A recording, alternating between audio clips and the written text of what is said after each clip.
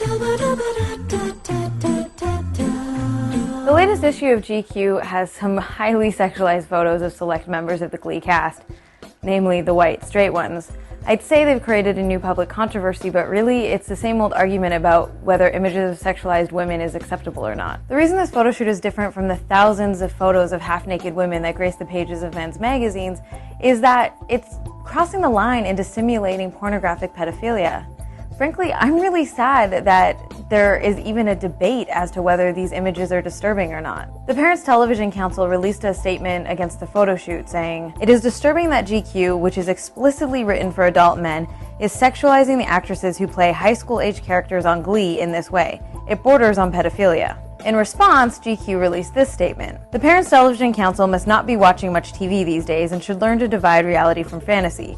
As often happens in Hollywood, these kids are in their 20s. Corey Monteith's almost 30. I think they're old enough to do what they want." First of all, GQ, it doesn't matter what age the actors are. They're known for their portrayal of high school students on a very popular television show. This photo shoot is specifically representing fictional TV characters in a high school setting. This photo shoot is no different from the countless pornographic-style images that infantilize adult women and fetishize young girls. How many times do we see in the mass media women dressed up as young girls with lollipops and Catholic schoolgirl outfits, just so straight men can live out some disturbing dominator fantasy about corrupting innocence? GQ isn't kidding anyone. They were absolutely clear on what the spread was and who their audience is. And the fact that people are actually defending it just goes to show how desensitized we've become as a society to the widespread, pervasive sexualization of young girls. It's important to remember that GQ is a business whose sole desire is to make a profit in selling magazines, and more importantly, in selling the ad space inside their magazines. They know that these images will appeal to their male audience. They know that it will cause a controversy, and they don't care, nor do they take any responsibility for promoting and encouraging images of sexualized young people, and they don't care about the larger social impact that that has. Secondly, what is this ridiculous nonsense about fantasy versus reality? That is really a stretch, GQ.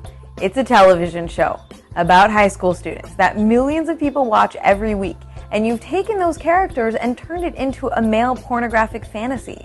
This isn't an issue about if an 8-year-old picks up a magazine and sees it. This is a public health issue about the way that women are sexualized constantly in the media. By help of the media, young men and boys are being trained to view and expect certain behaviors from women, such as the willingness to submit to their sexual desires at any time or any place, and the right to complete access of a woman's body. The pervasiveness of these types of images clearly harms women and women's sense of self-respect, but it also hurts men and boys because they're being taught to have no sense of sexual integrity or empathy, and that women's bodies are something to be used sexually, that they aren't whole and complete beings. The less schools are teaching sexual education, the more the media becomes a critical tool that helps shape gender identities, and that can really hurt both genders' capacity for love and healthy sexual relationships in the future. It is not enough to talk to women and girls one-on-one. It has to be addressed as a widespread problem that affects both men and women. A key component of addressing this issue is a separation of sexualization and sexuality. Sexualization turns people into objects and teaches women that their only value comes from their sexual appeal.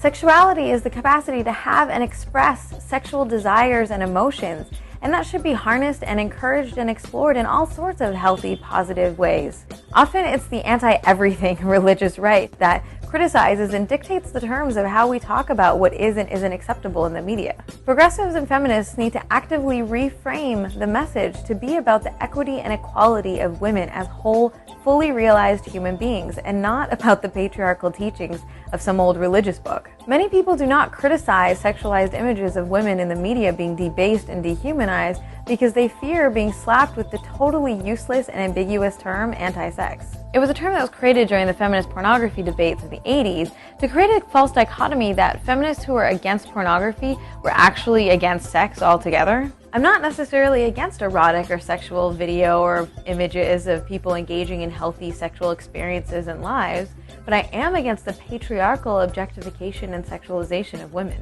So next time you see images of half-naked women in movies or magazines or advertising, ask yourself what you're really looking at. Is it a healthy, full, and complete human being being represented, or a woman who is nothing more than a sexual object? to know.